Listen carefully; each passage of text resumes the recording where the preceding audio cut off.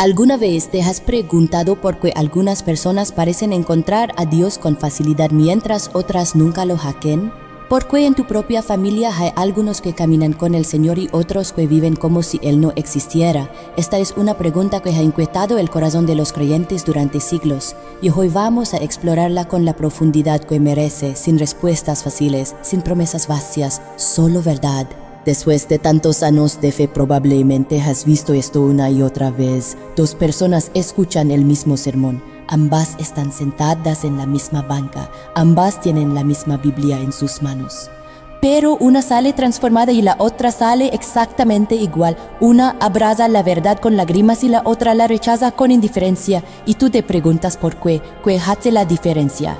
La respuesta que vamos a explorar hoy puede incomodarte, puede desafiar lo que siempre has pensado, pero también puede traerte un consuelo profundo y una paz que tal vez has estado buscando por años, porque cuando entendemos cómo obra realmente Dios en la salvación, todo cambia. Nuestra manera de orar cambia, nuestra manera de compartir el Evangelio cambia, y nuestra confianza en Él se hace mucho más sólida. Jesús dijo algo que muchos prefieren no examinar demasiado de cerca. En Mateo capítulo 22, versículo 14 declaró algo directo y contundente. Porque muchos son llamados, pero pocos escogidos. Estas palabras no fueron dichas a la ligera, no fueron un comentario casual. Fueron una revelación de algo profundo sobre cómo Dios obra en este mundo y en el corazón humano. Piensa en esto por un momento. Millones de personas a lo largo de la historia han escuchado el mensaje del Evangelio. En tu propia ciudad miles han oído predicaciones, han visto testimonios, han tenido familiares orando por ellos durante décadas. Pero ¿cuántos realmente responden? ¿Cuántos verdaderamente entregan su vida? La realidad es dolorosa pero innegable. Pocos. Y aquí es donde muchos se detienen, aquí es donde prefieren no seguir pensando, porque la pregunta que surge es incómoda. Si Dios quiere que todos se salven como dice la Biblia, ¿por qué no todos se salvan? Si Dios tiene el poder de cambiar cualquier corazón, ¿por qué no cambia todos los corazones? Estas son preguntas honestas que merecen respuestas honestas. Déjame levante, hay algo que tal vez nunca hayas considerado de esta manera. El problema no está en Dios, el problema está en nosotros. Y cuando digo problema me refiero a algo mucho más profundo que simplemente tomar malas decisiones o tener malos hábitos. Estoy hablando de algo que va hasta la raíz misma de lo que somos como seres humanos caídos. La Biblia nos dice en Jeremías capítulo 17 versículo 9 algo que puede sonar duro. Engañoso es el corazón más que todas las cosas y perverso. ¿Quién lo conocerá? Fíjate bien en esas palabras. No dice que el corazón es un poco inclinado al mal. No dice que tiene sus momentos buenos y malos. Dice que es engañoso más que todas las cosas, que es perverso y que ni siquiera podemos conocer completamente su maldad. Esto no es lo que quisiéramos escuchar. Preferíamos pensar que en el fondo todos somos buenos, que solo necesitamos un poco de ayuda, un pequeño empujón en la dirección correcta, pero la verdad bíblica es más profunda y más honesta que eso. Todos nosotros sin excepción nacimos con una naturaleza que nos aleja de Dios, no que nos acerca a Él. Piensa en tu propia experiencia. Antes de conocer verdaderamente a Cristo, te levantabas en las mañanas pensando en cómo agradar a Dios. Buscabas maneras de someterte a su voluntad, anhelabas su presencia por encima de todo, o más bien vivías para ti mismo, para tus planes, para tus deseos, para tus sueños. Esa es la condición natural del ser humano. No es que seamos malas personas en el sentido de que todos cometemos crímenes horribles. Es que estamos naturalmente orientados hacia nosotros mismos, no hacia Dios. Y aquí está la parte que muchos no entienden. En esa condición natural ninguno de nosotros buscaría realmente a Dios. Jesús lo dijo claramente en Juan capítulo 6 versículo 44. Ninguno puede venir a mí si el Padre que me envió no le trajere. Fíjate en la palabra ninguno. No dice algunos tienen dificultad. No dice la mayoría necesita ayuda. Dice ninguno puede. Es una imposibilidad absoluta. Eso significa que cada persona que alguna vez se ha acercado a Cristo lo hizo porque el Padre la atrajo. La iniciativa siempre viene de Dios, nunca de nosotros, y esto no disminuye nuestra responsabilidad, no nos convierte en robots, pero sí nos muestra con claridad cristalina que la salvación es completamente y absolutamente de principio a fin obra de Dios. Entonces surge esa pregunta otra vez. ¿Por qué Dios no atrae a todos? Si Él tiene ese poder, si Él puede abrir cualquier corazón, porque hay algunos que nunca responden. Porque hay personas que viven toda su vida y mueren sin conocerlo. Esta es probablemente la pregunta más difícil de toda la teología, y la respuesta requiere que seamos honestos con lo que la Biblia realmente dice, no con lo que quisiéramos que dijera. La Biblia enseña que Dios es soberano, y cuando decimos soberano no estamos hablando de un concepto abstracto. Estamos hablando de que Dios hace lo que Él quiere, cuando Él quiere, como Él quiere, y no tiene que pedirnos permiso. No tiene que explicarnos sus razones, no tiene que justificar sus decisiones ante nosotros. En Romanos capítulo 9, Pablo aborda esta cuestión directamente, y lo hace de una manera que puede resultarnos incómoda. Él escribe en los versículos 20 al 21, mas antes, oh hombre, ¿quién eres tú para que alterques con Dios? Tira el vaso de barro al que lo formo, porque me has hecho así, o no tiene potestad el alfarero sobre el barro. Estas palabras pueden sonar duras. En nuestra cultura, donde cuestionamos toda autoridad, donde sentimos que tenemos derecho a opinar sobre todo esto, nos resulta difícil de aceptar. Pero Pablo nos está recordando algo fundamental. Dios es el creador. Nosotros somos la creación. Él tiene derechos sobre nosotros que nosotros no tenemos sobre Él. Y aquí está lo que necesitamos entender. Si Dios salvara a todos automáticamente, sin distinción, ¿dónde estaría la necesidad de la cruz? ¿Dónde estaría el valor del sacrificio de Cristo? ¿Dónde estaría la demostración de su gracia inmensa al escoger a pecadores que no merecen nada y transformarlos en hijos amados? La gracia solo es gracia cuando no es merecida. La misericordia solo es misericordia cuando podría haberse dado justicia. Y la salvación solo es verdaderamente salvación cuando entendemos de que estamos siendo salvados. Estamos siendo salvos de la ira justa de Dios, de las consecuencias eternas de nuestra rebelión, del destino que todos merecemos, pero que algunos por pura gracia no recibirán. Ahora déjame aclararte algo crucial. Cuando hablamos de que Dios escoge a algunos, no estamos diciendo que Él es injusto con los demás, porque la justicia hubiera sido condenar a todos. Eso es lo que todos merecemos, cada uno de nosotros, sin excepción. Si Dios nos diera lo que merecemos, todos estaríamos perdidos, pero en su misericordia decidió salvar a algunos, y eso no es injusticia, es gracia pura. Piensa en una historia que ilustra esto. Imagina que hay 100 prisioneros condenados a muerte, todos culpables, todos mereciendo su sentencia. Y el gobernador decide perdonar a 10 de ellos. Los saca de la prisión, les da libertad completa, les devuelve todo. Los otros 90 reciben exactamente lo que la ley demanda, su sentencia justa. ¿Fueron injustos los 90? No, recibieron justicia. ¿Fueron injustos los 10? No, recibieron misericordia. Así es con la salvación. Dios no le debe salvación a nadie, pero en su gracia increíble escoge salvar a muchos. Y cuando digo muchos, estoy usando la palabra bíblica, porque aunque Jesús dijo que pocos son escogidos comparado con los llamados, también dijo que vendrán muchos del oriente y del occidente. Habrá una multitud que nadie podrá contar, de toda nación, tribu y lengua. Eso no es poco, es una demostración masiva de la gracia de Dios. Quédate conmigo aquí porque lo que sigue es importante. Si estás escuchando esto y hay algo en tu corazón que responde a esta verdad, eso ya es una señal de que Dios está obrando en ti. Porque nadie busca estas cosas profundas de Dios por casualidad. Nadie tiene hambre de su palabra por accidente. Todo eso es obra de la gracia que te alcanzó antes de que tú lo supieras. Hay una diferencia entre el llamado general que Dios hace a todos y el llamado efectivo que Él hace a los escogidos. El llamado general es como cuando Jesús dijo: vengan a mí todos los que están trabajados y cargados. Ese es un llamado universal.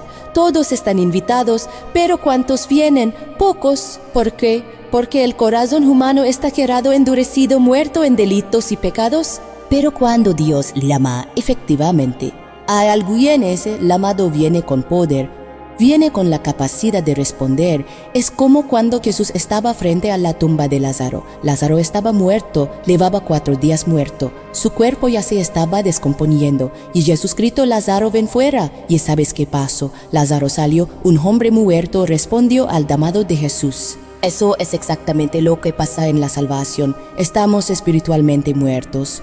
Pablo lo dice claramente en Efesios capítulo 2, estábamos muertos en delitos y pecados, no enfermos, no débiles, muertos, y un muerto no puede hacer nada por sí mismo, no puede decidir volver a la vida, no puede escoger respirar otra vez, necesita que alguien con poder le dé vida. Y Y eso es exactamente lo que Dios hace con sus escogidos. Él les da vida, Él abre sus ojos ciegos, Él destapa sus oídos sordos, Él ablanda sus corazones de piedra y les da corazones de carne. Todo esto es obra suya, no nuestra. En Ezequiel capítulo 36, versículo 26, Dios promete: y os daré corazón nuevo y pondré espíritu nuevo dentro de vosotros, y quitaré de vuestra carne el corazón de piedra y os daré un corazón de carne. Observa quién es el que actúa. Yo daré, yo pondré, yo quitaré. Todo es Dios. Nosotros somos los receptores de esa gracia transformadora. Y cuando Dios hace esta obra en alguien, esa persona responde, no porque sea mejor que otras, no porque tenga más inteligencia o más moralidad, sino porque Dios obró en su corazón de manera irresistible. Ahora bien, esto no significa que no hay responsabilidad humana. La Biblia enseña claramente que debemos arrepentirnos y creer, que debemos volvernos del pecado y confiar en Cristo, pero también enseña que no podemos hacer eso por nuestra cuenta. Necesitamos que Dios nos capacite para ello. Es un misterio cómo funcionan juntas la soberanía de Dios y la responsabilidad humana, pero ambas son verdad. Tal vez estás pensando, entonces si Dios ya escogió a los que va a salvar para que predicar el evangelio, para que orar por los perdidos, para que testificar. Esta es una pregunta válida que muchos se hacen, y la respuesta es esta: Dios no solo ordenó el fin que es la salvación de sus escogidos, también ordenó los medios que es la predicación del evangelio. Piénsalo así: Dios podría haber salvado a la gente directamente. Podría haber puesto la fe en sus corazones sin que nadie les hablara de Cristo, pero escogió hacerlo de otra manera. Escogió usar instrumentos humanos, predicadores, maestros, testigos, amigos, familiares. Y es a través de esos medios que Él llama efectivamente a sus escogidos. Por eso Pablo pudo decir: todo lo soporto por amor de los escogidos, para que ellos también obtengan la salvación que es en Cristo Jesús. Pablo no sabía quiénes eran específicamente los escogidos, pero sabía que Dios tenía escogidos en cada ciudad que visitaba. Y su trabajo era predicar fielmente, sabiendo que cuando la semilla cayera en el corazón de un escogido, Dios la haría germinar. Y esto debería llenarnos de confianza, no de pasividad, sino de confianza. Cuando compartimos el evangelio, no dependemos de nuestra elocuencia para convencer a alguien. No dependemos de nuestros argumentos brillantes. No dependemos de nuestra capacidad de persuasión. Dependemos del poder de Dios para abrir corazones. Y ese poder nunca falla. Además, esto nos libera de la carga de pensar que la salvación de alguien depende de nosotros. ¿Cuántas veces has compartido con alguien y esta persona no respondió?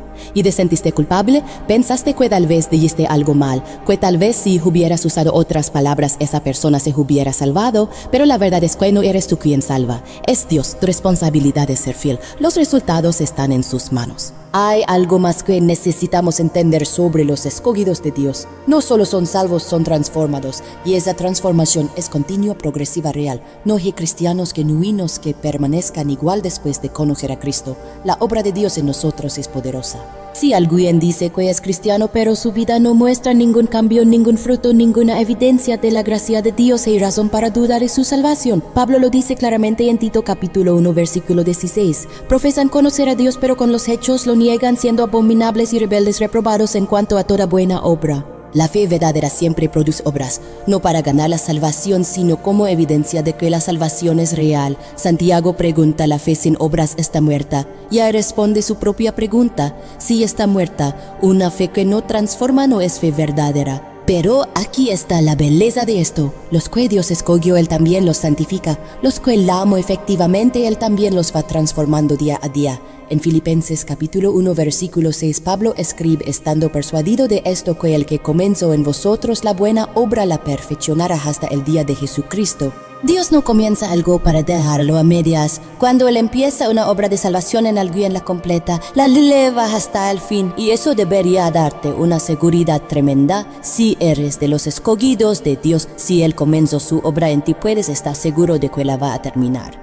No por tu fuerza, no por tu fidelidad, sino por la fidelidad de Él. Esto no significa que serás perfecto en esta vida. Todavía vas a luchar contra el pecado, todavía vas a caer, todavía vas a fallar, pero la dirección general de tu vida será hacia Cristo. Habrá crecimiento, habrá progreso, habrá victorias, aunque también habrá batallas. Y cuando caigas, no te quedarás caído para siempre. Los verdaderos hijos de Dios se levantan, se arrepienten, vuelven al Padre, Como dice Primera de Juan capítulo 2 versículo 19, hablando de los que abandonan la fe, salieron de nosotros, pero no eran de nosotros, porque si hubiesen sido de nosotros, habrían permanecido con nosotros. Los verdaderos escogidos perseveran, pueden tropezar, pero no abandonan completamente la fe. Y esa perseverancia no viene de ellos mismos, sino del poder de Dios que los guarda. Judas lo celebra en el versículo 24, ya aquel que es poderoso para guardaros sin caída y presentaros sin mancha delante de su gloria con gran alegría. Entonces, si estás escuchando esto y sientes en tu corazón un deseo genuino por Dios, si hay hambre por su palabra, si hay luchar contra el pecado, si hay arrepentimiento cuando falas, esas son señales de la gracia operando en ti. Son evidencias de que Dios está trabajando en tu vida. Pero si no ves ninguna de esas señales, si tu vida está marcada por indiferencia espiritual, si vives en el pecado sin remordimiento, si no hay ningún deseo de santidad, entonces necesitas examinarte seriamente, porque la Biblia es clara. Los que son de Dios lo demuestran con sus vidas. Segunda de Corintios capítulo 13 versículo 5 nos exhorta: examinaos a vosotros mismos si estáis en la fe. Probaos a vosotros mismos. No asumas, no presumas, examinad honestamente. Y aquí está la buena noticia. Si te das cuenta de que no tienes esa fe genuina, de que no tienes esa transformación real, la respuesta no es desesperación, es arrepentimiento, porque el Evangelio todavía está disponible, Cristo todavía llama, el Espíritu todavía convence, Dios todavía salva. Pero tienes que venir en los términos de Él, no en los tuyos. Tienes que reconocer tu condición perdida. Tienes que admitir que no puedes salvarte a ti mismo. Tienes que abandonar la confianza en tus propias obras y lanzarte completamente sobre la misericordia de Dios revelada en Cristo. Y cuando haces eso, cuando verdaderamente te arrepientes y crees, descubrirás algo maravilloso. Descubrirás que Dios ya estaba obrando en ti, que Él ya te estaba atrayendo, que Él ya te había escogido desde antes de la fundación del mundo, porque nadie viene a Cristo a menos que sea atraído por el Padre. También hay quienes luchan con dudas sobre su salvación. Creen pero temen no ser de los escogidos. Quieren tener certeza pero no encuentran paz. Para ti que estás en esa situación, las Escrituras ofrecen consuelo. Primera de Juan capítulo 5 versículo 13 dice: estas cosas os he escrito a vosotros que creéis en el nombre del Hijo de Dios, para que sepáis que tenéis vida eterna. Podemos saber, podemos tener certeza, no a través de sentimientos que van y vienen, sino a través de las promesas inmutables de Dios. Si confías en Cristo para tu salvación, si te arrepientes de tus pecados y buscas vivir para la gloria de Dios, puedes tener certeza de que eres uno de los escogidos, porque esas son las marcas de los verdaderos hijos de Dios. Y recuerda algo importante: tu seguridad no está basada en la fuerza de tu fe, sino en el objeto de tu fe. No es el tamaño de tu confianza lo que salva, sino aquel en quien confías. Cristo es suficiente, su sacrificio es completo, su obra está terminada, y todos los que en él confían serán salvos. Romanos capítulo 10 versículo 9 promete: si confesares con tu boca que Jesús es el Señor y creyeres en tu corazón que Dios le levantó de los muertos, serás salvo. Esta es una promesa firme, una garantía divina, y Dios no miente. Entonces, si crees y confías en Cristo, eres salvo, no porque lo mereciste, no porque fuiste suficientemente bueno, sino porque Dios en su infinita misericordia escogió salvarte a través de la muerte y resurrección de su Hijo. A esa salvación es segura, es eterna, es irrevocable. Romanos capítulo 8, versículos 38 al 39 lo declaran con poder, por lo cual estoy seguro de que ni la muerte, ni la vida, ni ángeles, ni principados, ni potestades, ni lo presente, ni lo porvenir, ni lo alto, ni lo profundo, ni ninguna otra cosa creada nos podrá separar del amor de Dios que es en Cristo Jesús, Señor nuestro.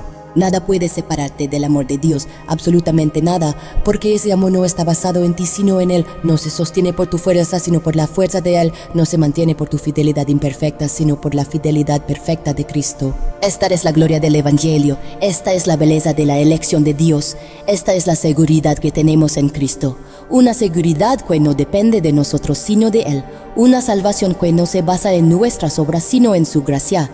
Una eternidad que no se gana, sino que se recibe como regalo inmerecido. Y cuando entendemos esto de verdad, todo cambia. Ya no tratamos de impresionar a Dios con nuestra religiosidad. Ya no vivimos con miedo constante de perder la salvación. Ya no cargamos la presión de tener que ser perfectos, porque sabemos que Él nos escogió conociendo perfectamente todas nuestras fallas, y aún así nos amó. Esto debería liberarte para vivir con gratitud en lugar de obligación, con gozo en lugar de temor, con confianza en lugar de inseguridad, porque si Dios es por nosotros, ¿quién contra nosotros? Si Él nos escogió, ¿quién nos acusara? Si Cristo murió por nosotros, ¿quién nos condenara? La doctrina de la elección no es una amenaza, es un consuelo, no es algo que debería llenarnos de orgullo, sino de humildad profunda, porque si somos salvos no es porque fuimos más inteligentes, más buenos o más espirituales que otros, es pura gracia, gracia que no merecemos, gracia que nunca podremos pagar, gracia que debe producir en nosotros alabanza eterna. Si has caminado conmigo hasta aquí en esta conversación profunda, quiero que sepas algo. No importa dónde estés en tu caminar espiritual en este momento. Si estás cuestionando tu salvación, si estás luchando con dudas, si estás tratando de entender estas verdades profundas, Dios te ve, Él conoce tu corazón. Y si hay un deseo genuino de conocerle, eso no vino de ti, vino de Él. Tal vez necesitas orar ahora mismo. Necesitas hablar con Dios con honestidad total, sin pretensiones, sin máscaras religiosas, solo tú y Él. Y si lo haces vas a descubrir algo hermoso. Vas a descubrir que Él ya estaba allí esperándote, que Él ya te conocía, que Él ya te amaba. Padre Celestial, vengo delante de ti en este momento con reverencia, pero también con confianza, porque tú nos has dicho que podemos acercarnos con confianza al trono de la gracia. Y hoy te doy gracias por esta verdad profunda que hemos explorado juntos, la verdad de tu elección soberana, la verdad de tu gracia inmerecida, la verdad de tu amor eterno.